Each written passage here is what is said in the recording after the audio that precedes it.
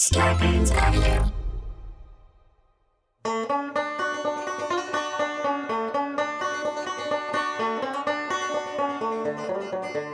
Coming to you live from our houses in Los Angeles, California, it's Nobody Listens to Paula Poundstone, your comedy field guide to life.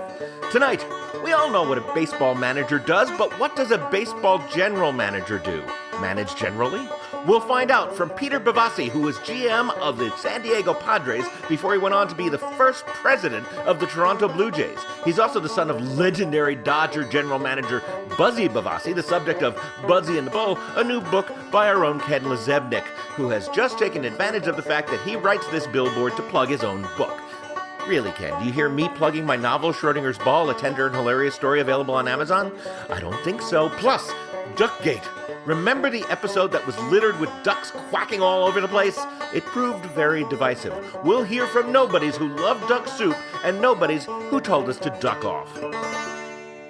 I'm Adam Felber, the man who tries to keep this show's conversational roster stocked with topical bench players who can close out a discussion. And now, please welcome the woman who loads her mental roster with free swingers who have no conversational plate discipline at all.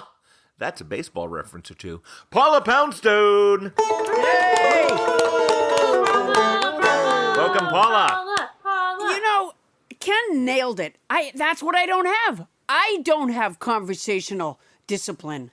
But, you know... No!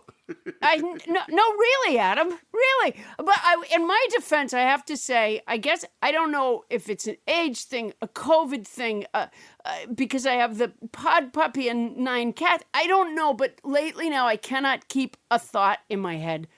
I put stuff in the refrigerator that doesn't belong there. Like my neighbor's corpse. Your neighbor's corpse? No. Yeah. Yeah.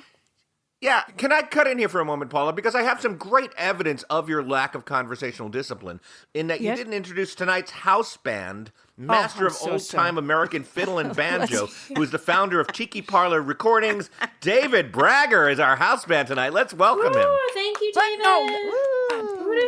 All right, now back to your lack of conversational discipline. Hi, Adam, and thanks to tonight's house band, a master of old-time American fiddle and banjo, who is also the founder of Tiki Parlor Recordings, David Bragger. Thank you so much, David. Sounds couldn't have put it better myself. Yeah. What kind of asshole would blow right by and not even thank you, David? I can't imagine. You know, I wasn't socially adept before. But with the pandemic, it's only gotten worse. I'm around dogs and cats all day. Yeah. I went to a friend's backyard the other day, and I started to talk. I don't think I shut up for an hour. I only knew it was time to go. I can't imagine. The only reason I knew it was time to go is they were scratching at the door. Your neighbors? To get in to their own house. I can't afford therapy. So what I've been doing is talking to the parking lot ticket taker near my eye doctor's office, and she says it's stress and that I owe $3 more. Okay, you know what? Now I have broken every social convention since I've been on today. You know, I forgot to thank our house band, David Bragger originally. And we've heard both Tony and Bonnie's voices, but we didn't even say hello to them. So let's fix that problem. Go around the horn and say hello to our two participants. First, over somewhere in the Simi Valley, probably in bed, it's Bonnie Burns, Captain Crinkle, our producer, your manager. Bonnie, how are you? Hi, guys. How are you? Just good. I'm a 4. Does that mean anything to anybody? I'm a 4. I'm a 9. I'm great, and, you know, I'm no longer prone. I'm doing my things, but I have a tip I want to give to the nobodies that I've been meaning to mention for a lot of weeks now. Okay. I wanted to pass this along. Okay, so there's this thing that's called non-fat powdered dry milk. I don't know if you know about it, but it's milk with no preservatives at all. It's just non-fat milk, vitamin D, and it's fortified with vitamin D and vitamin A, I think. So this is what I do. I put it in my coffee. We have it at home. When you put it in your coffee, because it's not liquid, it doesn't get your coffee colder, right? Isn't that great? Right. And then you don't have to worry about buying milk and having it spoil in the refrigerator, especially now, COVID times, you don't have to go grocery shopping because it never spoils. So you're saying if you drink coffee and you don't drink milk, non-fat, dry milk is the way to go. No, it's also perfect, like, if you're single, you don't have to worry about, like, buying milk and the carton of milk spoils, so you have to go buy a new one because you've got the non-fat powdered milk. What does that have to do with being single? Well, whatever. You're at home and you don't have a lot of people drinking milk. I think that dating sites need to really hit this milk thing hard. I'm trying to parse out why you would, I mean, I guess it's easier to just pour some powder into your coffee than it is to let milk reach room temperature before you add it to your coffee. No, but, okay, the thing about those creamers and everything, they have a lot of additives and a lot of, like, you know, those soy bean kind of fats that are really bad for your heart. This is just pure milk. You know, Adam, what you're not taking into consideration is that she's single. That's such an important part of this story. She's single. You know, another thing you could do if you're single and you didn't want to be is go out with somebody. Or you can get a powdered date. Have you ever tried a powdered date? Those can be terrific for the single people. Yeah, oh my gosh, it's so great because you can keep it like in a closet, and then Your date will last forever. And then when you're ready, you pour water into him, and then keep him in the refrigerator, for months. Bonnie, I think it's a good tip. I am skeptical that that powdered milk is really as tasty as real milk, but I think for a cup of coffee, it sounds like a good idea. Yeah. Yeah. Okay. Am I the only one for whom it felt a little left fieldy? Not at all. Thank you, Tony. Yeah. I don't have anything else to say. Just out of the blue, you bring up a powdered milk. I just. No, I'm out of things to say. I've had a perfectly good week, but it's like, you know. Could that be part of the reason you're single? Like that you've gone out on a date? Yeah. And yeah, if this is your conversation, Bonnie. I can't think of anything sexier. yeah, the guy says, "Man, you look unbelievable." And you say, "Thank you. You know, I've been putting a powdered milk into my coffee." That could be.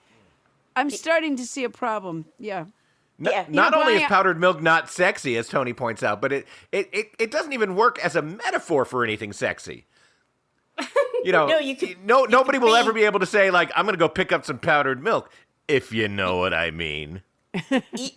Yeah, you're on a date and you're across the candlelit table and you say, you know, have you tried powdered milk in your coffee? It doesn't make it get colder.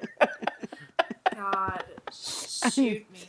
You know, the thing, or you order coffee at the an intimate little coffee shop, and then you pull your Ziploc plastic bag out of your pocket and start dumping in some sort of powdered crap. That just, and then, it's kind of crinkly and a little bit dirty, and you hand it over and say, "Would you like some?" Yeah, so far. Yeah.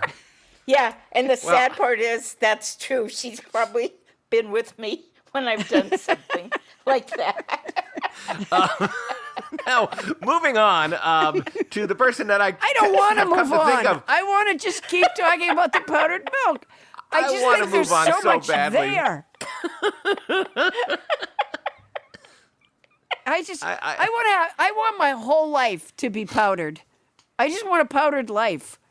I want to have powdered activities. I want to have powdered emotions. You add water, and you just feel so happy. Oh, this is so wrong. I do want to move on to the person who I've come to think of No, as Adam, I have to tell you something. Yes.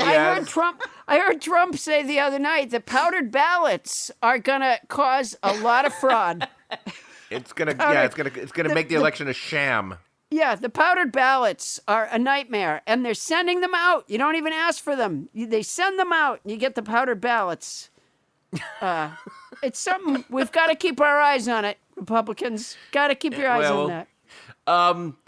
Let's move on to the person that I have come to think of as the antidote to segments like this. Tony Anita Hall. How can I top powdered milk? Woo! It's a tough one. Tony, what's new? So I just opened up my Robinhood app to see how much money I made in the stock market today.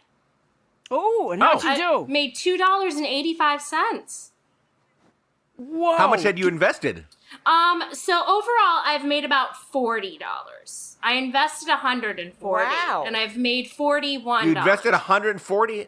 Wow. I invested $140 That is impressive. about 2 months ago. You are good at this stuff. So in 2 months, you've grown if you $140 into $180. Yes, I have. Wow. So if you made $2 today alone, about how much powdered stuff can you get with that? How much powdered milk, Bonnie, do you think she can get with that? Powdered milk king, Bonnie Burns. Bonnie, have you invested in big powder yet? No, powdered milk's not that cheap, to tell you the truth. And Of course it's not. So you can get, it's $3.19 at Target, powdered non-fat milk. Comes in a box. Did you just look that up? I did. I'm no, sorry. the box isn't that good. What brand Tony, was the box? Tony, did you just look that up? There's certain brands that taste better. I than did. others. I'm sorry. It's the Target brand. If No, we could don't do just that. stay That won't be focused on good. the show I am. instead of Googling powdered milk. I was curious. Okay, Carnation is $4.49 for nine and they're a half good. ounces. That brand is good. Would you That turn brand that is good. fucking thing off? You're still Googling. Stop it. You know what? Let me just flip on my vacuum here and do a little vacuuming for a few minutes. This is not the time to invest or do chores. We're doing... podcasting is kind of relaxed, but that's a bit much, I think. Can you hear me? Can you hear me from the shower? I'm wondering if I could just get a quick shower. Sorry. Jesus. Well, I don't want to brag, but while you guys were talking just now, I invested in Carnation at $6.35 per share. So, ate my dust. Yeah. Any podcast, the way you make money is through the advertising, obviously. And we really want to advertise, and we do this, we want to advertise for companies that we do feel very passionate about. So if anybody out there has any kind of a powdered business, please get in touch with us. Yeah, please, because, you know what? We do have a sponsor that's powdered. We have that, We do hydrate. that sports drink that's so good. Hydrant is fantastic. Yeah, it is good. I tried it. I enjoyed it. And Google, you might want to go with us, Google, for your advertising, because even during our show, we're still Googling. Not me, but the others. So that's good. Oh my gosh. You know what, Adam? I have a word this week. I'm not surprised. In these uncertain times, isn't it good to know that I have a word? The word is pernicious. It's an adjective that means having a harmful effect, especially in a gradual or subtle way. Here, I'll use it in a sentence. Putin's skilled information campaign has had a pernicious effect on our democracy. Now, I have a feeling we're going to be hearing a lot of that word, so let's add it to my vocabulary song. Okay.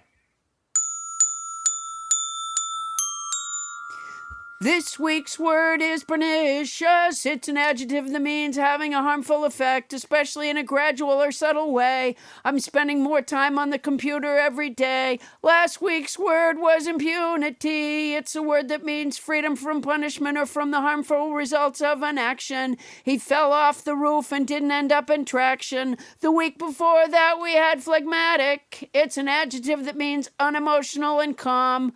Oh, look, I just drove a nail through my palm. Going back before that, we had quotidian. Get it? Quotidian? It's an adjective that means happening every day, daily or ordinary, like a Mainer eating a blueberry. And not long ago, we had gaucherie. It's a noun that means awkward or unsophisticated ways. I haven't used a napkin in days. Let's never forget gallimaufry, which I pronounced wrong until James Hyder corrected me. It's a noun that means confused jumbler medley of things. Hodgepodge, who's podge, hodgepodge. Adam doesn't think my song is replicable, but I do.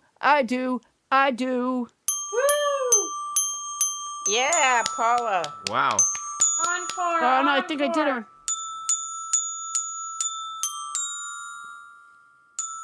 Oh, I think I did it wrong again. I think you did it great, Paula. No, that's wrong. Oh, my Yeah. gosh. You know what? Sometimes it's just been such an uncertain and stressful time. It just feels good to rock out on the Glock. Yeah, you are definitely rocking out with your Glocking out. No doubt about it. Waiting for it. Yeah, and I'm Thank you, available. Tony. I'm available for socially distanced birthday parties. I can just drive my car up to your house, stay in the car, and rock out on the Glockenspiel. Just reach us through paulapoundstone.com. And she's not using Glockenspiel as a euphemism for anything. No, I'm No, she playing means the Glockenspiel. she would drive up to your house and rock out on her Glockenspiel. Rocking on the Glock. Rocking on the Right. Glockenspiel. That's absolutely right. Coming up, Buzzy Bavasi said, I get tired of hearing my ball players bellyache all the time. They should sit in the press box sometime and watch themselves play. We'll hear from Buzzy's son, Peter Bavasi, who watched thousands of baseball players play, both with and without the bellyaching. That's coming up when we return on Nobody Listens to Paula Poundstone.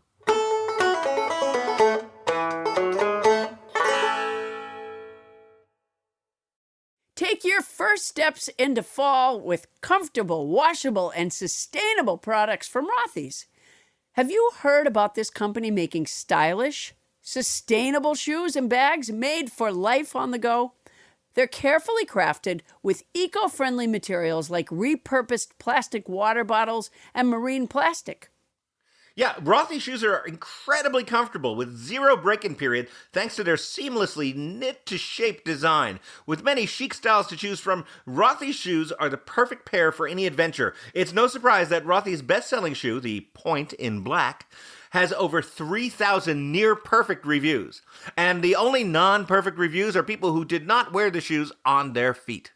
Oh, yeah, that's a mistake. You know, here's what I don't like about having no break-in period is that Right. a lot of times before, when I had shoes that had to be broken in, people would call me and say, will you do this? Will you do that? Can you help with this? Can you help with that? And I would say, not right now. I'm breaking my shoes in. The newest Rothy styles include brand new bags, masks, and their first adjustable sneaker. The lace-up is out of this world comfortable. As with all their shoes, it's knit from thread made from repurposed plastic water bottles. Well, now, Paula, as I told you, one of the big regrets I have about the whole Rothy's thing is that I can't wear Rothy's. I've been to a doctor and I've looked at all the available evidence, and the fact is I am not a woman. And Oh my Rothy's does gosh. not make shoes for me. Yeah, not my size either. Well, it's a tough break. Yeah, it's you know, you take it as you get it. That's what I say. So we had my wife Jeannie test out a pair of Rothy's, and she's a great judge because she is a dancer and dance instructor and has been for years. So her feet are important to her and also frequently compromised. She needs a comfortable shoe. So she loves the look and the feel of her Rothy's shoe. Wow. Rothy's come in an ever-changing array of colors, prints, and patterns. Rothy's are available in a range of styles. Rothy's shoes are seamlessly knit with thread made from plastic water bottles, so they're ultra-comfortable as soon as you slip them on. That's right, there's zero break-in period, like my partner Poundstone alluded to earlier. Rothy's has kept over 60 million single-use plastic bottles out of landfills and transformed them into their signature thread, which is then knit into beautiful, sustainable products. Rothy's owns and operates their manufacturing workshop, where they prioritize sustainability and elves every step of the way. Check out all the amazing shoes and bags available right now at rothys.com/nobody. That's rothys.com, ROTHYS.com/nobody. Style and sustainability meet to create your new favorites. Head to rothys.com/nobody today.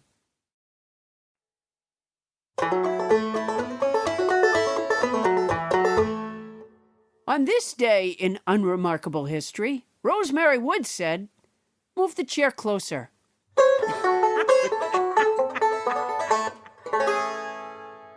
Thank you, house band David Bragger. We are back. Paula, big news. One of us, and I'm not saying who, has a book out. One of our own. Ken Lezebnik wrote a book. Ken Lezebnik wrote a book. Yay, Ken. It's about baseball. It's called Buzzie and the Bull. Ken, who was Buzzie and who was the Bull? Well, Buzzie Bavasi was the legendary general manager of the Brooklyn Dodgers in the 1950s and the LA Dodgers in the 60s. And he led that team to 4 world championships. And the Bull is Al the Bull Ferrara, an outfielder for the Dodgers in the 60s who said, if there was an off-the-field Hall of Fame, I'd be voted in on the first ballot. And my book, Buzzie and the Bull, chronicles their unlikely friendship and revolves around the Dodger championship year of 1965, which was, 55 years ago. Wow. Ken, that must have been a trip writing that book. It was actually a wonderful experience because I got to sit down with the Bull once a week and talk to him for about a year and hear about his wild and crazy life, which led him from the streets of Brooklyn, where he grew up in Brooklyn as a kid, to playing for the team of his dreams, the Dodgers. And he was a bon vivant. He had a sort of wonderfully crazy life that involved a lot of romances. And because he was in LA, it included such sort of sidebar little side gigs as appearing on the TV show Batman in the 60s. It's one of Catwoman's henchmen. And later in his life, he became a maitre d' at a Sunset Strip restaurant, even though he knew nothing about how to open a bottle of wine or how to toss a salad. He was just a great, larger-than-life character. And Buzzie Bavasi was a fantastic general manager. Well, we have Buzzie Bavasi's son with us on the phone, and he's a baseball giant in his own right. He was general manager of the San Diego Padres and the first president and general manager of the Toronto Blue Jays. He's here to explain what a general manager does and how his father did it so well. Please welcome Peter Bavasi. Thank you. Now you know that Buzzie and the Bull, the book that you're discussing tonight, Buzzie, yes, was my father and longtime general manager of the Brooklyn and Los Angeles Dodgers. General managed the club to 8 pennants and 4 world champions. And the Bull is Al the Bull Ferrara, one of the most mischievous major league players ever to put on a uniform. And he was a great favorite of Buzzie's and all of us at the Dodgers. So it's Buzzie and the Bull. Buzzie and the Bull. Now, let me ask you, so you made, did you make that pilgrimage with your dad? Did you guys move from Brooklyn and Ebbets Field out to Los Angeles and into the ravine there? Yes, I was just a kid at the time, and Buzzie really was either a New Yorker born and bred and did not really want to go out to the West Coast, but Walter O'Malley saw a pot of gold out there and decided to abandon Brooklyn for the West Coast. And as the story goes, you have Mussolini and Hitler. We have O'Malley, Mussolini, and Hitler trapped in a room with an aggrieved Brooklyn Dodger fan holding a pistol with 2 bullets in it. And who does the aggrieved fan shoot? O'Malley twice. Okay, there you go. Because he moved the team? Is that why? That's it. I'm going to open for you next time you go out on the road. So, Peter, I think I get what the players on the field are doing for the most part, but what does a general manager do? Now, you see, you would put me on that spot. Well, you have two eras of general managing. One was about 15 years ago, and then before that, the general manager ran both sides of the business, the revenue generating side of the baseball business, and then the baseball side, the player side of the business. And today, it's split. You have somebody running the business side, and then you have a special guy who does only player personnel work. And that man is typically called the general manager. And he arranges for the scouts to go out and look at the players, to sign them, to put them in a farm system, to develop them, and then to bring them up to the major league club. The objective being that you win as many games as you can and perhaps win the pennant.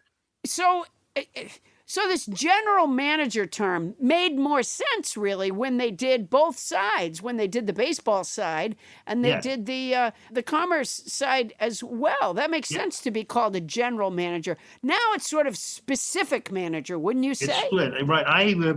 My last job in baseball was president of the Cleveland Indians, and I ran both sides of the operation. And then a few years after that, the owners began splitting it.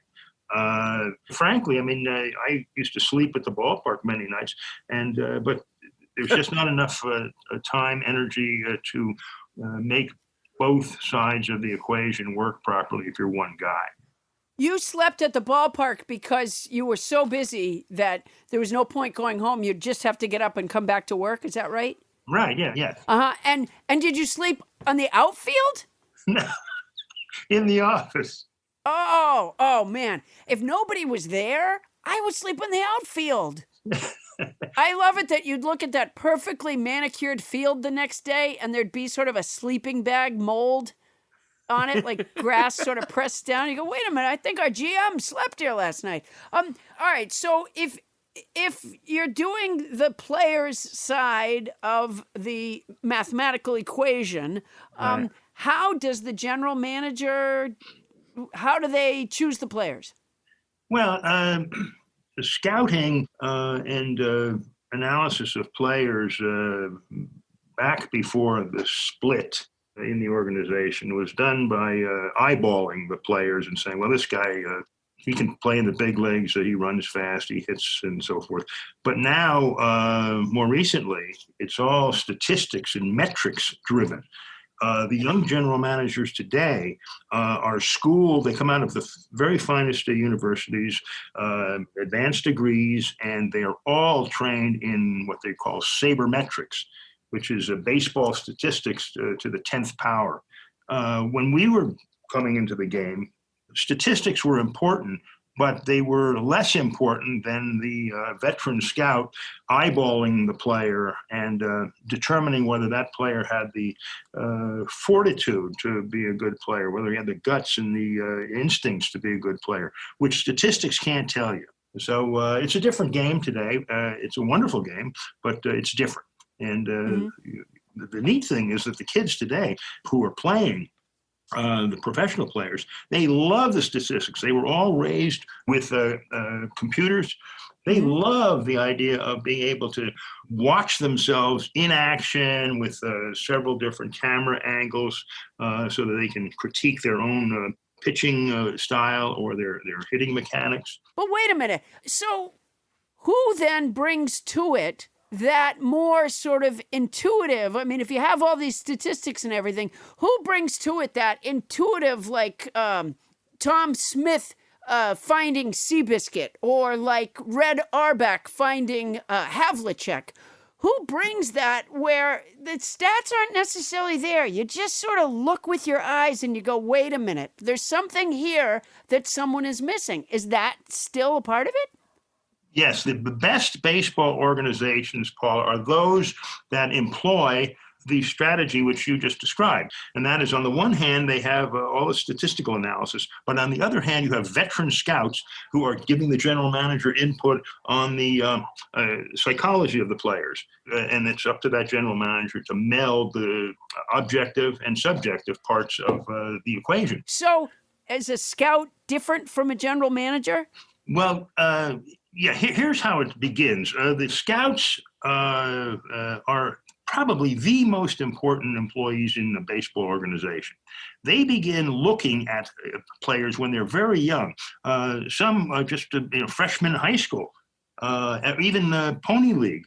And then they follow these kids all the way through high school and college, and then they draft them, and then they go out into your farm system, and eventually they come to your big league club if they have that sort of talent. So the scout begins the process, and you have various types of scouts. You have the free agent scout who goes out and looks at the young players. You have scouts in the Caribbean and in Asia, because we're getting a lot of players from the Caribbean.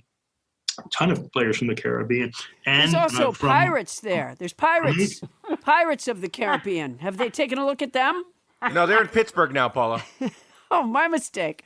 All right, wait. Here's what I'm not clear about again. The scouts are not the same as the general manager. Am I right about that? No. Many general managers were scouts, and then they graduate to being general managers. And you have various types of scouts, the amateur scouts and the scouts who are just strictly professional scouts. They travel around looking at the competition, seeing who you should strategize about and against when you play them. And then you have cross-checkers who they're asked to go out and compare younger players. The scout in the East is saying that he loves this particular player. Somebody in the Midwest likes somebody else. And so the cross-checker goes and looks at each of the key players and then makes the determination who's the best of the three or four. That's so funny because on an airplane they do cross-check, and I've always wondered what it was. And apparently that's it. All right, I realize we're talking about scouts now and not general managing, but I am curious, when you were talking about the sort of psychological elements of the player that someone takes a look at, how do they do that? They don't have them do Rorschach tests or something. Well, what they do, Paula, is both at the amateur level, the high school and college level, and even at the professional level before you trade for a guy, at the kid level, high school, you are checking with his coach, his teachers, the principal, family members, extended family members. If he's a churchgoer, you're asking questions of the parish priest. You're trying to find out everything you can about the players, what we call makeup, the player's makeup, which is a very big ingredient. And a number of players that I know of have been turned down, and we didn't sign them because even though they were had terrific talent, there was something in their background or makeup that we thought, well, we're going in another direction. Wow. So the parish priest might have said, he was in the choir, but he didn't always sing. Sometimes he mouthed the words, and then that kid's out. That's it. Yeah. Wow. That just seems like such a... And the players are aware of this. This is not new. They're aware of that. And you tell them, listen, we'd love to sign you, but we want to check a few things here. All right, so the general manager does the salary negotiations. Is that correct? That is correct. Usually, you're dealing with an agent for the player. Back in the day, there were no agents. The player came in sometimes with his wife, who would pound on the desk wanting more money, and they were terrific. And you always gave in. You're not going to disappoint the wife of a ball player, or the mother sometimes would come in, and then it evolved to where agents represented the players, in order to distance the player from the management of the club, which I thought was a pretty good idea at the time, because then there was no hostility between the player and the club. But and it's gotten to a point where these agents have really done a great job for their players. Well, picking up on what you said earlier about finding out if a ball player can accept disappointment, one of the ways you could find that out is by offering them very little money and see how they handle that. That's a great idea if there's no other teams in baseball. You would make a great general manager. Oh, boy. Yeah. because I need a job really badly. So do all of the players are there players on a team that are making like a shitload of money, and then there's guys that just get by? Well, there is a minimum salary that is pretty strong. It's I think $600,000 is the minimum salary, and then it leaps. Once a kid plays 1 year in the big leagues, and then a second year he's eligible for salary arbitration, and now his salary is just going through the roof. And you can tell who's making the most money on the club by in spring training looking at the players' parking lot and how many Lamborghinis and Mercedes there are in the lot. Some kid drives in with a used Ford pickup truck. This kid needs a raise. Either that or he does country music on the side. But Peter, what kid earning $600,000 is driving a beat-up Ford pickup at this point? the ones who have good priorities. Yeah. Excellent. In the summer of 1966, Dodger star pitcher Don Drysdale was having a bad season. Buzzie Bavasi needled him in the press, and Drysdale turned it around. Buzzie then said, quote, "I had to do something. Donald is not an 8-13 pitcher, so I thought, well, needle him a little bit. So I'm a heel. Who'll remember I'm a heel if we win the pennant?" Sure enough, the Dodgers won the pennant that year. Stay tuned to find out other tricks of the baseball general manager trade.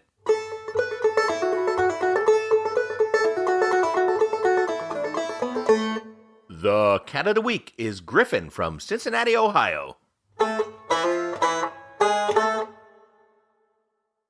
Get fresh, pre-measured ingredients and mouth-watering seasonal recipes delivered right to your door with HelloFresh, America's #1 meal kit.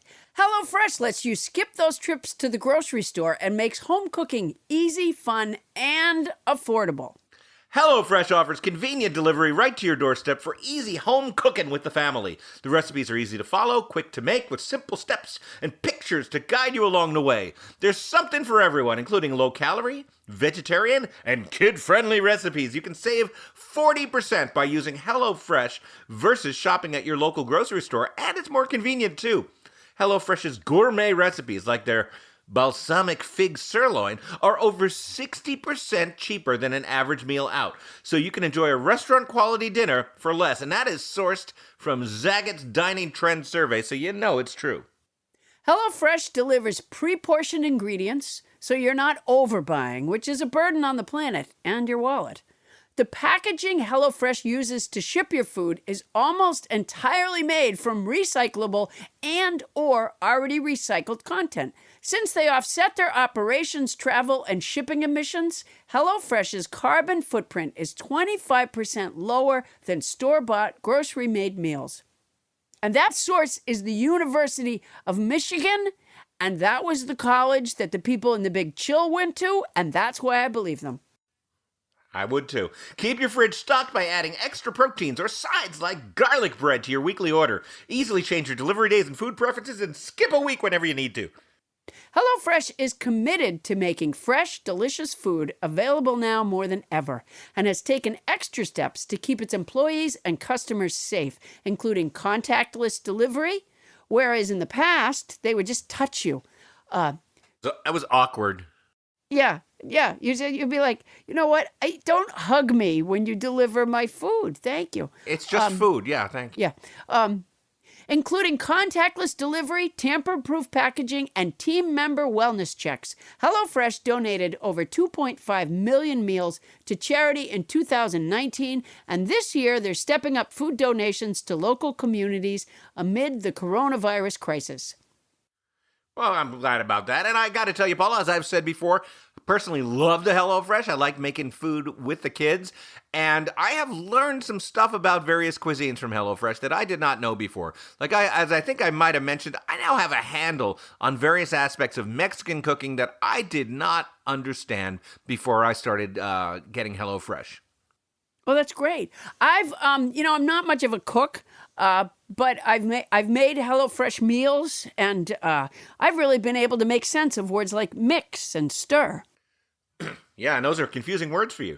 HelloFresh is America's #1 meal kit. Go to HelloFresh.com/Paula80 and use code Paula80 to get a total of $80 off your first month, including free shipping on your first box. Now, that's a kind of great deal. Additional restrictions apply. Please visit HelloFresh.com for more deets.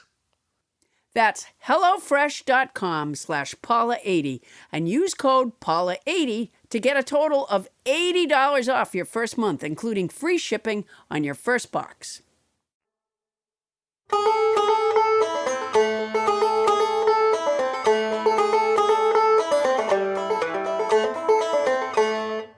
And we're back with baseball executive Peter Bavasi. Peter, welcome back.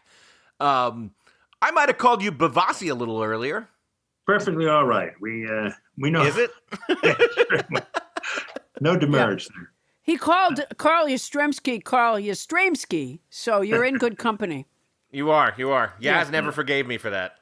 Yeah, Rico Petrocelli, he used to say. So you're in very good company. But we've got you, Peter Bavasi. Let's talk about this book that Ken wrote about your dad and Al the Bull. What was it like for your father when Al the Bull was playing for him? Well, he loved, Buzzy loved players who were a little different. Their character was very strong. They were independent thinkers. They hustled all the time. They just knocked themselves out. They loved the game of baseball, and they loved to play the game of baseball. And they didn't really care how much money they were making as long as they got a chance to play. Now, that's changed a little bit since, and sounds like care a lot about what they make. But Buzzy was attracted to players who were fearless, who, as he called it, the nerves of steel, that the ice water in their veins, because the types of clubs he was building in Los Angeles and Brooklyn were destined for a pennant chase.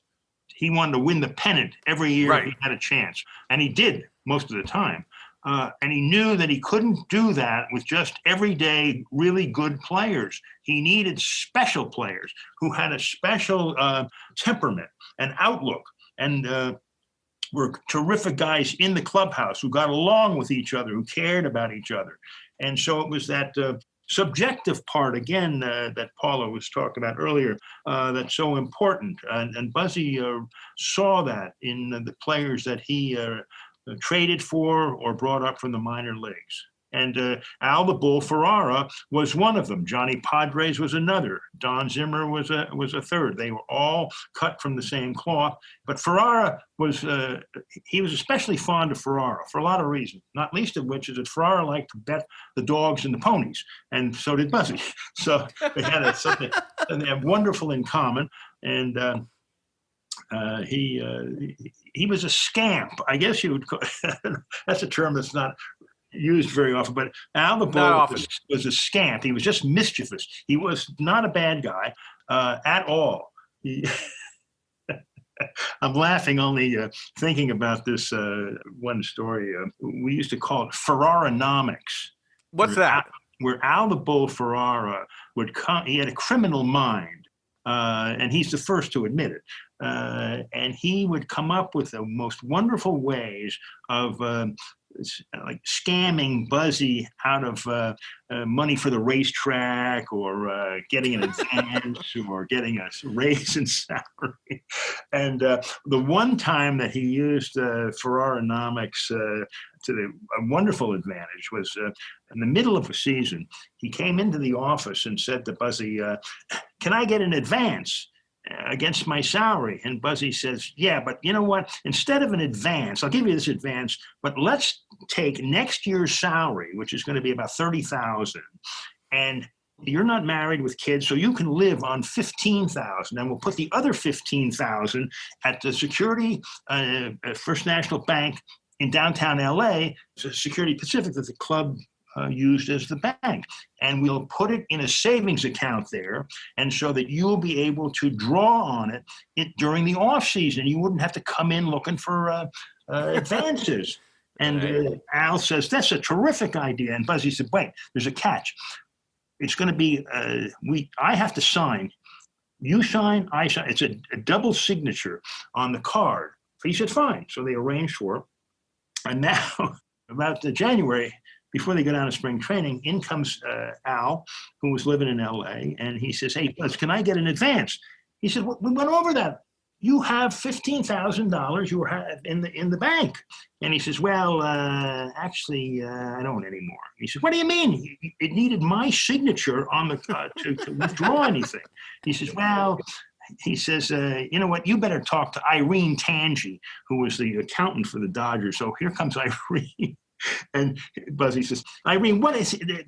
Al is telling me that he has no more money down at the Security Pacific in that savings account that I was authorized to sign for, and he couldn't get money." She said, "Mr. B, he didn't get it out the conventional way. What he did, he went in and took out a loan, and the collateral was what was in the $15,000 in the bank account. And he depleted it. He'd go in and get, 1,000 here, 1,500 there, and he depleted it.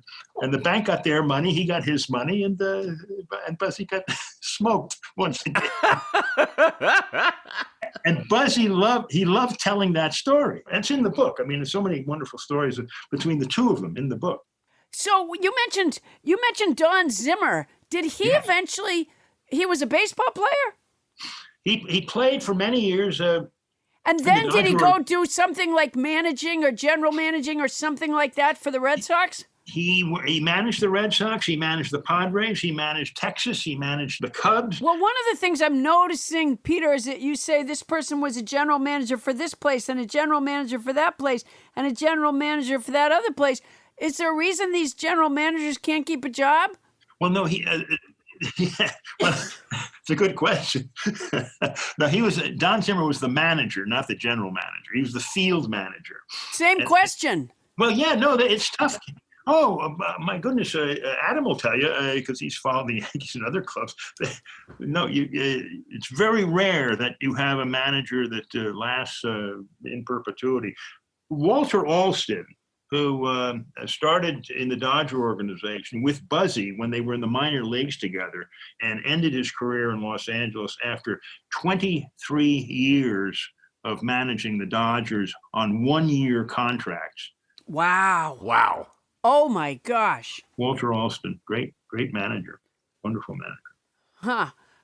Bonnie Burns is my manager, and we don't even have a contract. So how about that? You have a handshake. We did not even that. Not during COVID. Not even a handshake. No, we can't. Buzzy was telling me one day. He says, "I guess I was at Cleveland," and he says, in this business, he said, I never had a contract. It was always a handshake. He says to me, "And you have a contract?" I said, "Yes." He says, "Why?" I said, "Are you kidding? I wouldn't walk across the street without a contract for these guys. They're impossible." We're talking about the major league owners now. Oh. You know what? So far, the players, the owners, and the managers all sound a little untrustworthy. Frankly, the only person I've trusted in any of your stories is Irene. She seems like a straight shooter. But the others are a little flawed, I think. All right, let me ask you this, Peter. Do the players bring their own gloves? Because, the Supreme Court people have to have their own robes. What a question. Yeah, okay, here's what they bring, and here's what they don't bring. The glove companies and the shoe companies usually sign the players to endorsement deals, and they give them free shoes and free gloves. So the ball players do bring their own gloves. They bring their own shoes. The club supplies the bats. The players bring their own athletic supporters. And I wouldn't have it any other way. Right. And that's pretty much it. The club... Paula, the clubs now in the big leagues today, under the union contract, they have to provide the players with tablecloth-style dining in the clubhouse with two chefs, not just one, two chefs, and surf and turf, whatever the players want, they prepare for them. And it's not like the old days where they come in and have a bologna sandwich and give $1 to the clubhouse guy and then they go out and play. This is when they say big league, this is what we're talking about, big league. When we were in the studio before COVID, when we were recording all of us together in the studio, I brought the snacks. just so you understand that. Good for you. A very similar quality. No, it wasn't really a very similar quality. It was, if I'm not mistaken, and it was much appreciated, Paula, but it wasn't homemade so much as it was a bag of Doritos and a bag of double stuffed Oreos, usually. Yeah, but now that I've heard this story, I'm going to use tablecloths when we're back together again. Peter, did you ever have a player that was like a really exceptional player, but kind of an asshole? Yeah, I mean, there are plenty of guys like that. You find them more often on an expansion club, which I had the misfortune of general managing at San The Toronto Blue Jays. What is an expansion club? Well, where a newly launched team, you're recruiting players, you're signing players for this expansion. You're expanding the league from, say, 12 teams to 14 teams. So, like the Oxnard Goldfish, that team? So the players that you tend to get on an expansion club are players that no one else wants. They're rejects and they're has-beens and used-to-be's, and it's a terrible thing for the player because they all come to this expansion club with feeling badly about themselves, their careers, and all, and so you have to try to manage that, as well as recognizing that they're not very good ball players. So you have a combination, and then every once in a while there'll be a real good one who disappoints you because he turns out to be the bad personality, like Pete Vukovic, I think. Was it Vukovic? Yeah, no, it's not. It was Mark Lemongello, who's I was going to send him down to Syracuse, and he picked up an ashtray in my conference room and threw it at my head. And it was a picture. It went right through the painting on the other side of the room. Jeez. Wow. Right squarely. And I said, if you had control like that on the mound, we wouldn't be sending you out to Syracuse. Oh, fantastic. Oh, my gosh. That's great. Well, thanks to you, Peter Bavasi, we've learned a lot about how to manage a baseball team in the general sense. And now we're going to take that information and run it through the old Poundstonator. Paula? David, if I can get a little of that great old-time banjo music right there in the background, I'll tell you what my takeaways are. One thing I learned, and the world of baseball seems to be one of the last frontiers to accept this, is that smoking is very bad for you. Will it have to take baseball's general managers having their brains knocked out by ashtrays to finally rid the industry of tobacco products? I never shared this with you nobodies before, but I was a pretty good baseball player when I was young. I could have been the first woman to play on a professional baseball team. I realize now that the junior choir director of the United Methodist Church in Sudbury, Massachusetts, must have ratted me out to a Red Sox scout for being disruptive. And I can't even imagine what my second grade teacher, Miss Murphy, said that kept me off the roster. It sounds like, generally, the general manager hires the players, making sure the team is high in athletic skills and low in dugout skullduggery, finding players who keep the team glued together and rejecting those who actually glue the team together. He was the general manager for the San Diego Padres and the first ever president of the Toronto Blue Jays. The new book about his father, Buzzie Bavasi, Buzzy and the Bull, is published by the University of Nebraska Press and is in bookstores and available on Amazon right now, and it's written by our own Ken Lezebnik. Oh man, thank you so much for being on our show. Peter Bavasi, everybody. So much Thanks, fun. Peter. Thank you. Thank you, Paula. It was so much fun having you. Peter, that was wonderful. My treat. Thank you so much. Adam, hang in there, those Yankees. I didn't have the chance to tell you that Reggie Jackson had come up to our office in Toronto on an off day, and we were going to have dinner. And this was in 1977. And Reggie, before dinner, he's saying, talking about, come on, let's go. I'm hungry. I said, I got to finish this budget, for crying out loud. I have to have it in tomorrow. He said, what are you working on? I said, the payroll. And he said, oh, payroll. He said, let me ask you a question. Do you think that ever there will be a $1 million a year player, a guy who makes $1 million? I said, Are you kidding? Of course not. I said, but if there ever would be one, you're the guy. And of course, about 4 years later, the guy's making, I don't know, $18 million a year. So what did I know? And then he picked up an ashtray and flung it at his head. That was fantastic. All right, thank you so much. Thanks ever so much. Coming up, Duckgate. Were you ready to quack back? Or did you think that we should lack the quack because it's whack? That's coming up right after this.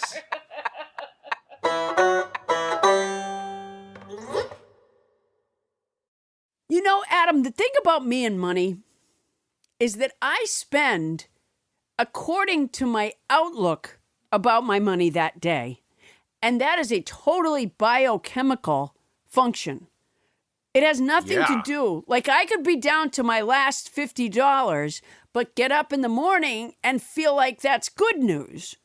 Or I could be down to my last $50 and get up in the morning and feel like that's bad news. So that's what determines whether I spend or not, is my mood about the spending. And I have to tell you, that's not good.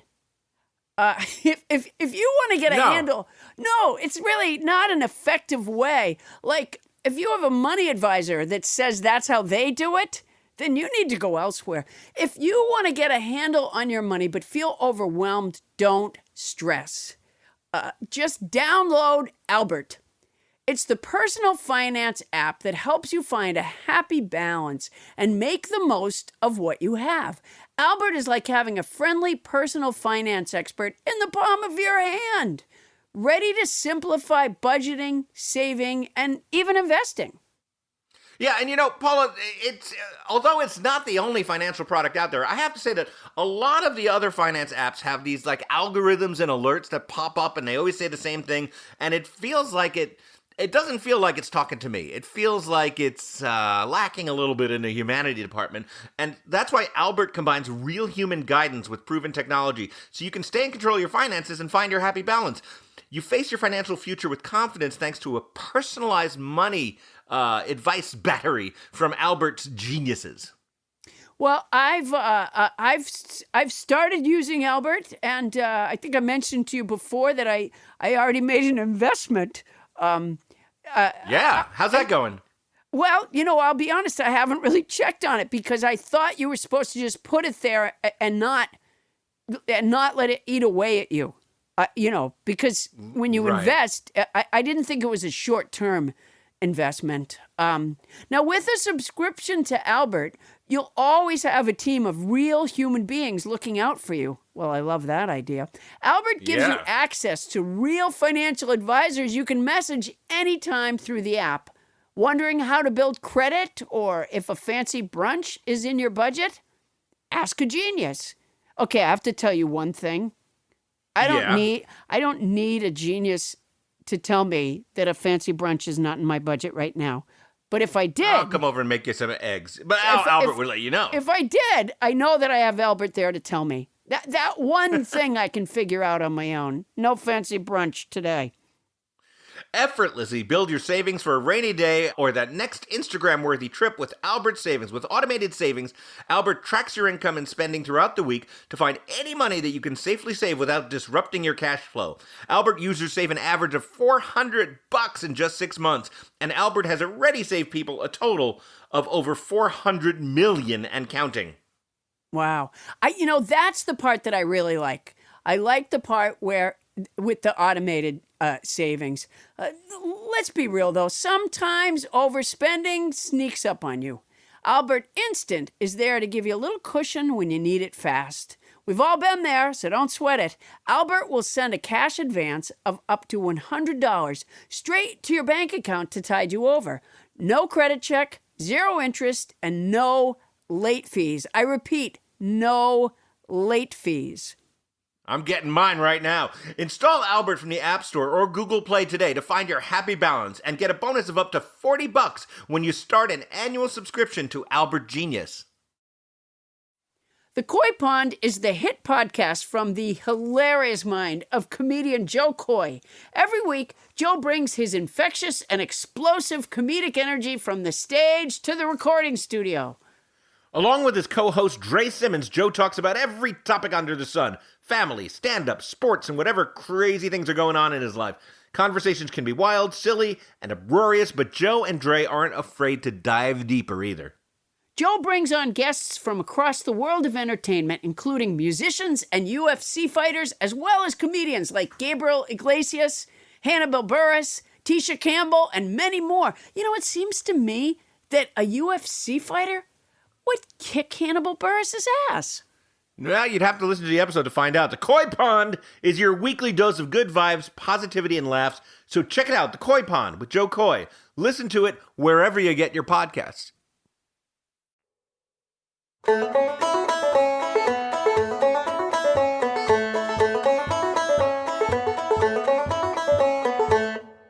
Fun fact, the scientific name for the western lowland gorilla is actually gorilla. The western lowland gorilla name for scientists is those idiots who think we're deaf.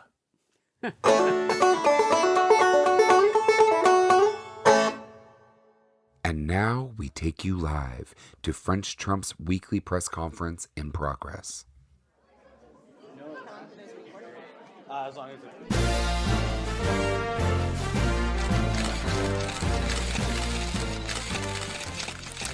Mr. President. Mr. President. Yes, you. Thank you. This is Xavier St. John Forsyth from The Guardian. You call yourself a law and order president, but if someone is a political supporter of yours, or like Roger Stone, who was found guilty of 5 counts of making false statements to Congress and tampering with a witness, you commute their sentence or pardon them. How is that law and order? It is law and order. It's customized law and order. It's like Etsy law and order. Hold the pickles, hold the lettuce, special orders, don't upset us. Next question. Mr. President. Mr. President. Thank you, Mr. President. Don Robinson with En Vogue magazine. You keep saying you sent in the National Guard in Wisconsin, but sir, it's the governors who call in the National Guard. It wouldn't even be legal for you to send in the National Guard. I do tons of illegal things. That wouldn't stop me. Oh, shit. I should not have said that. I didn't say that. And if Melania's ex-friend, Stephanie Winston Wolkoff, is here with a tape recorder, it'll be game, set, and match for her. Can someone ask Melania if there is any more space under the tennis courts? Next question. Mr. President. Yes, you right there. You. President. Gracias, Mr. President. Antonio Montoya with Telemundo. You said that you spoke with the family pastor of the family of police shooting victim Jacob Blake in Kenosha, Wisconsin. However, his father says they don't have a family pastor. No. The fake news got it wrong again. I did not speak to a pastor. I was in a pasture. A pasture, not a pastor. Sometimes after spewing so much bullshit, I have to go to a pasture to replenish. Next question. Yes, Yes, you, right there. You. That beetle fellow. Yes, you. Yes, this is Xavier St. John Forsyth of The Guardian again. You have recently encouraged your supporters to each vote in person and by mail. That's illegal, sir. Why would you ask such a thing? I want to win, no matter what. This press conference is over.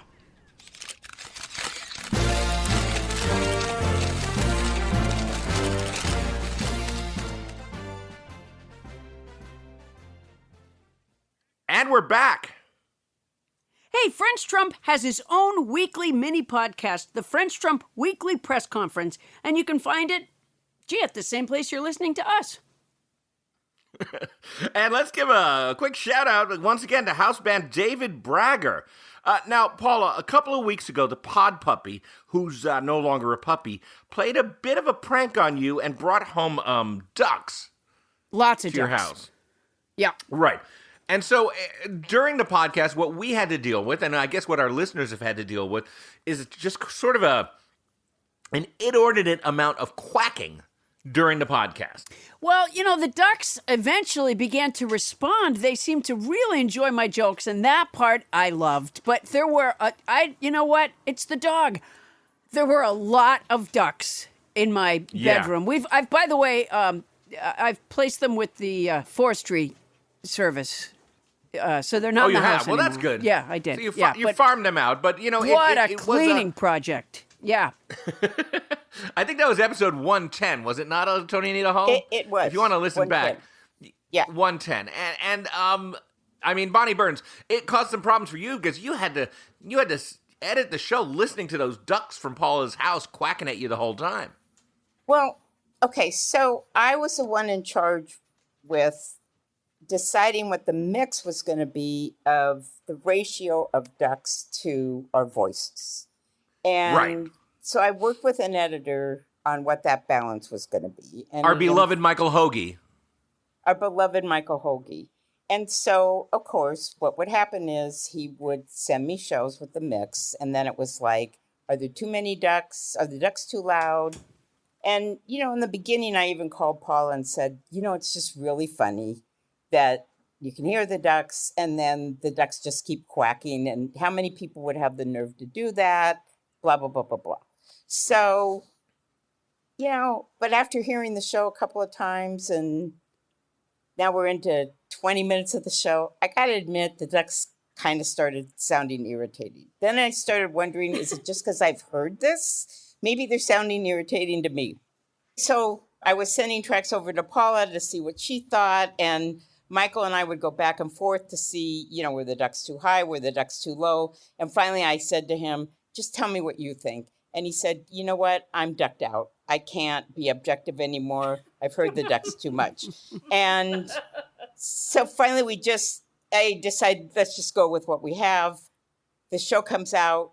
And what I always do after a show drops, the next morning, I go right to Facebook to see what the reactions are. And I was really astounded to see there were some mixed reactions. And I thought, oh, we must have guessed incorrectly. And the last thing I want to say about this is, how like when you go to a rock and roll concert and for 3 days you can hear like the music in your head? I had 3 days of hearing quack, quack, quack, quack, quack, quack, quack, quack, quack, quack. Yeah, well, I think a lot of our listeners felt the same way, and they didn't even make it through the whole show. Some of them were really duck triggered, and I understand it because in 1982 I went and saw the Who in concert. I was just a tiny kid at the time, one of my first rock concerts, and I should have looked into the fact that it was the Who with ducks, because it was a very, very upsetting night for me. I wanted to hear all my favorite tunes from the Who. I was like 14 years old or something, and instead I got ducks, lots of ducks. Yeah, don't even get me talking about when I went to see the Birds. Right, well, you should have known. All right, and so on that note, let's bring in Tony Anita Hull, because Tony, some of our listeners had a few problems with the ducks. And so with that in mind, I want to bring forward Tony Anita Hull, who's had to field complaints on our Facebook page, which I recommend everybody visits, and via emails all week. Tony, talk to us about Duckgate.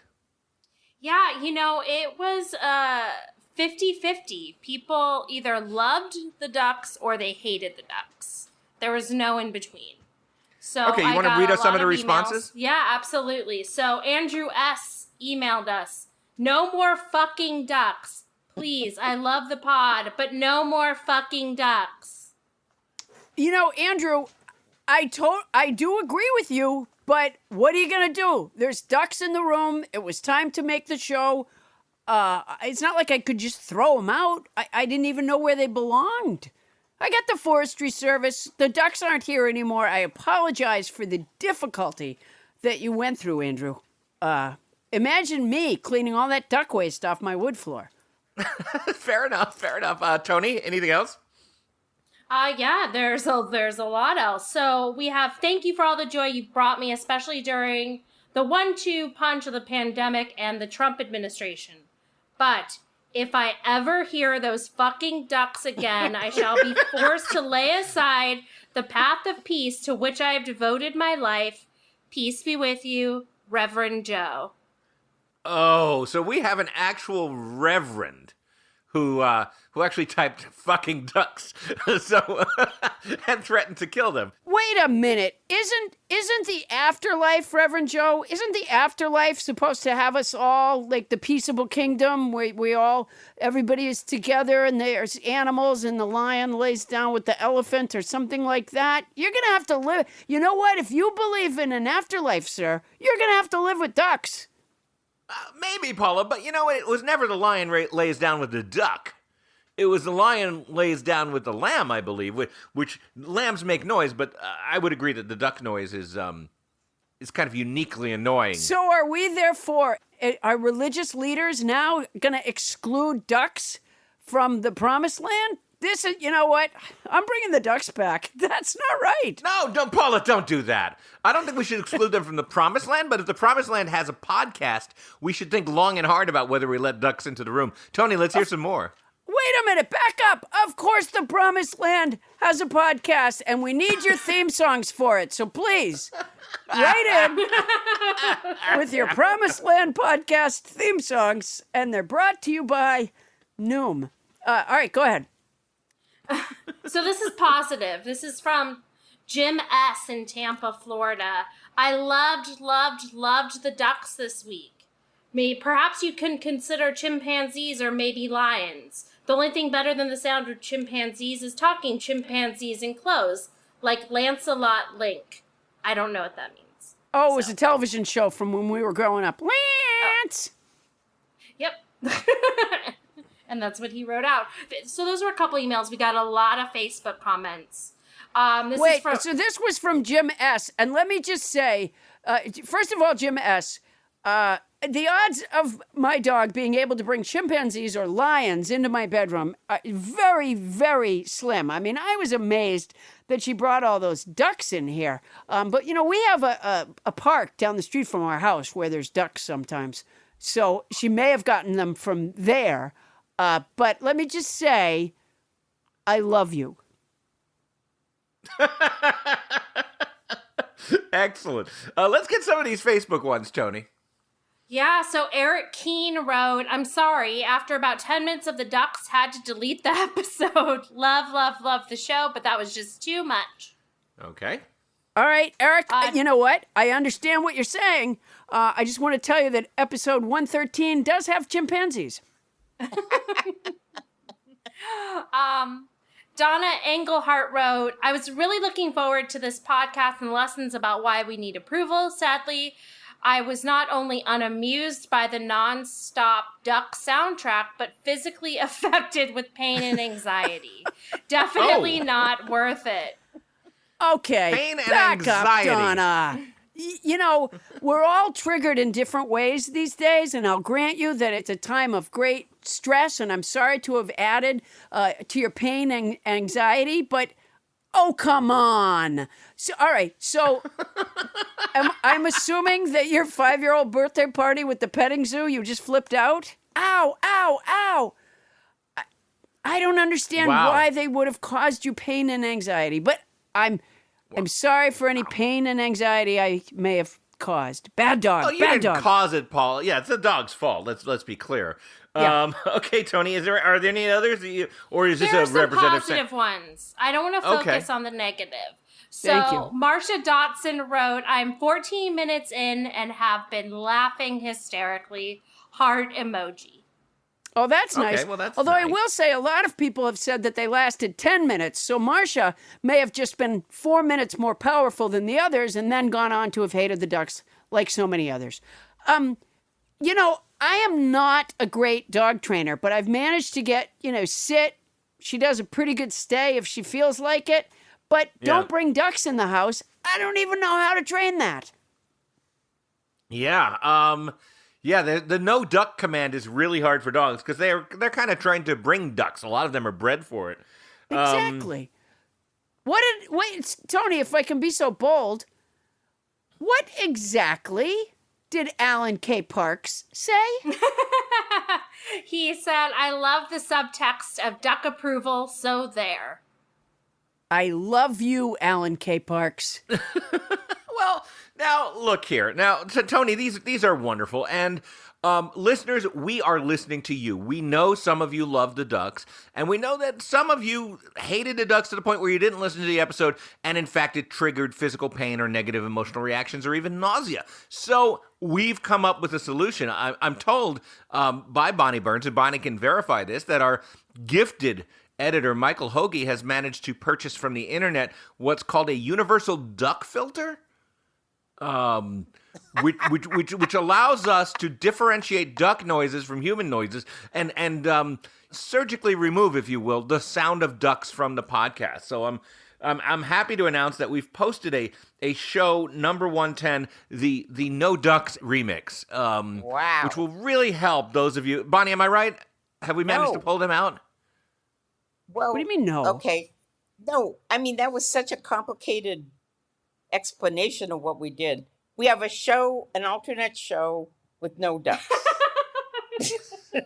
I Okay. just called your explanation complicated. Can't believe that. Yes, then rather than tell you how we did it, it's a magical no it ducks wasn't edit. any more complicated than we just took the ducks out. Well, anybody who knows anything about sound editing knows that it's a potentially really difficult thing to do. So No, I was just it wasn't explaining a how difficult Michael thing did to it. do. It wasn't a difficult thing to do at all. All right, so thank you, Paula. You know what? I want to have a little bit of ducks in every show from now on. Wah, wah, wah. Wah, wah. You know what? Not only am I going to have a duck on every episode, but Ed, I just cut myself in half again.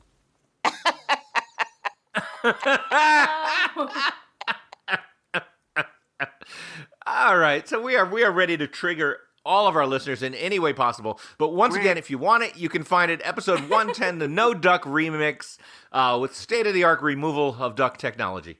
All right, Paula, it's been a tough year. Is there anywhere listeners can go to find a little bit of joy? You know, there is. I'm launching a new show. All ducks, all the time. No, I'm kidding. Yes, there is. The Duck Show with Paula Poundstone. Yeah. No, I am launching a show called Nobody Asked You, starring Paula Poundstone. It's an over-the-counter game show to help with the symptoms of depression caused by the disaster factory that is 2020. Each week, 2 contestants earn points for what they know about each other. We tape via Zoom from my living room, so it also answers the nation's cry to fill the void left by lifestyles of the rich and famous. You can find it on YouTube and our social networks like Facebook, which is good because Vlad might want to know what we're up to. And for some therapy for your cats, try my handcrafted autographed pussy pillows, available at my store at paulapoundstone.com. And as if that's not enough Paula Poundstone for a lifetime, go to cameo.com/PaulaP33 and I'll deliver a video message to whoever you want. I'll tell your mom that you love her, or Mike Pompeo that picking up his laundry isn't part of your job description. That's cameo.com/PaulaP33. All right, and Paula, if I may, I just want to let everybody know that the Starburns Sunday Sports Simulcast is becoming a rousing success. And for those of you who haven't heard of it, that is every Sunday night now. You can turn on ESPN Sunday Night Baseball and watch the game without volume. And for commentary, you go to YouTube and listen to commentary by famous comedian Jeff Cesario and me, Adam Felber. So that's Sunday evenings, 7 p.m. Eastern, 4 p.m. Pacific. Turn on your TV, navigate to us on the Starburns audio channel on YouTube, and me, Jeff, and special guests will give you the game. That sounds like fun. Yeah, it's super fun, Paula. We want you to come in and do an inning or two as soon as you can get some ESPN piped into your house, because although they don't officially support us, well, I'm told what we're doing is at least quasi-legal, and we'd love to have you do it. You know, I'm happy to be involved in any quasi-legal activity. I don't get cable, Adam. Yeah, I do know that, but at some point, all this stuff is going to be over. We'll be able to get you to a location where you can sit in and do an inning with us. You know, it's not explicitly supported by White Sox play-by-play announcer Jason Benetti, who was on our show a few weeks ago, but he did direct message me on Twitter and tell me he thought it sounded like a lot of fun. So I'm taking that as a full endorsement from Major League Baseball itself. Yeah. I don't see why it isn't. Yeah, why wouldn't it be? See, Adam, let me ask you something. Yeah. Do you have any ducks on that show? We don't, Paula, not yet. But if you were to guest on it, you could bring a duck. You know, I'd love it if when there was a foul ball, you heard, wah. Oh, I see. It's a foul joke. Yeah, that makes sense It's a to us. loosely tied in foul joke, yeah. Yeah, absolutely. We'll take it. All right. We want to hear from all you nobodies out there. If you want to enter our theme song contest, send succinct show descriptions, or just drop us a line, send it to us at nobodylistenstopaulapoundstone@gmail.com. Once again, nobodylistenstopaulapoundstone@gmail.com. You can find me and Adam on Instagram, Facebook, and Twitter. We're all over the place. And check out our Facebook page at Nobody Listens to Paula Poundstone. Adam, answer the phone. What? No, Paula, I'd almost made it out of this show. Come on. No, the phone's ringing. Answer the phone. You know what? Here's an idea, Paula. I'll do the ending credits of the show, and then we'll end the show, and then I'll get the phone. No, get the phone now, please. Jesus Christ. All right, hello? Hello, Adam. Are you there? Yes, I'm here. I don't recognize this voice, which is kind of a relief. Who is this? This is Tatiana Oblansky. I am Vladimir Putin's food tester. Food tester. So Vladimir Putin has a food tester. He is not a well-liked man. Yeah, no, I got that right away. So you don't taste the food to make sure it tastes good. You take a little test of his food to make sure it's not poisoned. Right, not poisoned. And not a little bite. He takes a little bite. I eat most of the food, just to be sure. I'm always full, you know? Like push away from the table and unzip your jeans full. Oh, that's a terrible feeling. I know that. It's like the post-Thanksgiving kind of feeling, right? Right, where you just want to just feel awful. It's a terrible job.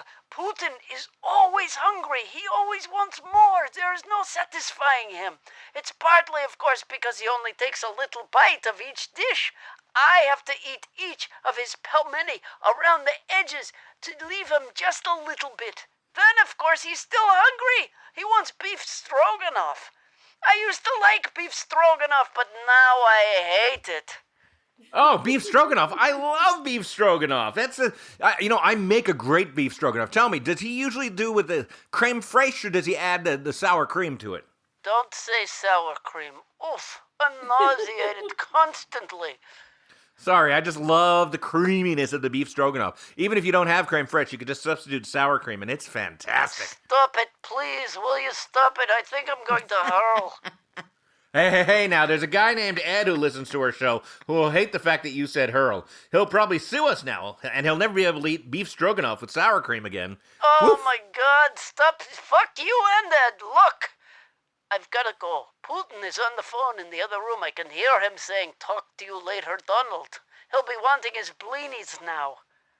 Well, enjoy your blinis. Bye, Tatiana. Goodbye, Mom.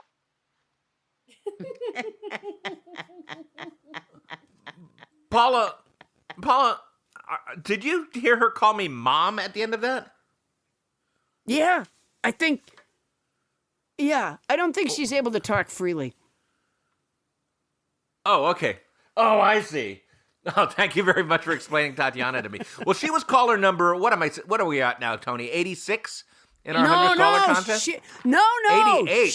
She was not a part of the 100 caller contest. She didn't say a word about the 100 caller contest. Well, Paula, it's never been a rule of the 100 caller contest that you have to say that you're calling about the 100th caller contest. Well, it's just you a have to rule call. now. Wait, what? No! She's number 88 and we're getting to the end of this. Please. She can't hang out with you after the game anyways. She's Putin's food tester, for Christ's sakes. All the better. I'm ready to declare her the winner. Yeah, and she wouldn't be allowed. Right. She's not even in this country. That's not a rule either. No foreigners accepted there. What the hell? We can't. No. All right, that's our show for tonight. Nobody Listens to Paula Poundstone is hosted by Paula Poundstone. Yours truly, Adam the Felder. Special thanks to our guest, Peter Bavasi, and thanks to our house band, David Bragger. You can visit David's critically acclaimed record label at www.oldtimetikiparlor.com. Our show is produced by Paula Poundstone, Adam Felber, Bonnie Burns, Ken Lezebnik, and Tony Nita Hall. Mixing by Michael Hoagie. Starburns production by the great Land Romo. And a big thanks once again to former intern Doug. Doug, we still miss you, and Doug's family. We know you're listening. Much love. Transcription services for the show provided by Transcribe Me, a premier internationally used transcription service. Use code Paula Poundstone when placing your order at transcribeme.com to receive an expedited service. That's our show for tonight. Won't somebody please listen to me? I think these listeners kind of radicalized you on the duck issue because you didn't seem like a fan, and now... Of what, the Ducks? Yeah. I just, I think it was, for me, I just think that Donna, if you get anxiety and physical pain over hearing ducks quack, I think that there are other problems there. I think ducknophobia is real. Yeah, well, maybe she needs, what do you call that, when they exposure, to ducks. Maybe she needs more ducks. Maybe she exposure needs, therapy, yeah. Yeah, maybe she needs a Donald Duck themed bedroom set. Wow. I guess it's possible. Yeah. I don't know. The ducks are gone now. Doesn't matter. Quack. Wait a minute. Did you hear that? Quack, quack.